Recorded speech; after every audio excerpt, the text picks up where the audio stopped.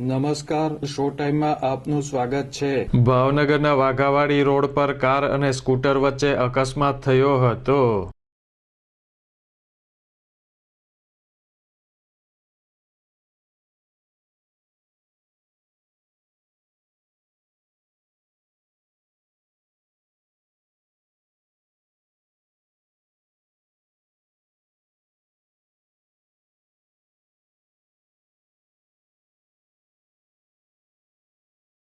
ભાવનગરના Waghawadi road Valentine circle નજીક આજે સ્કોર્પિયો કાર અને સ્કૂટર વચ્ચે અકસ્માત થયો હતો।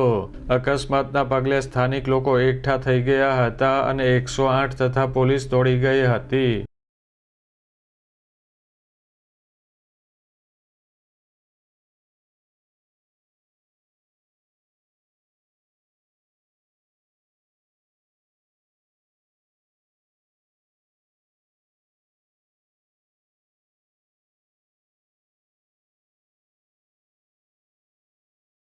અકસ્માતની આ ઘટનામાં બંને વાહનોને નુકસાન થયું હતું।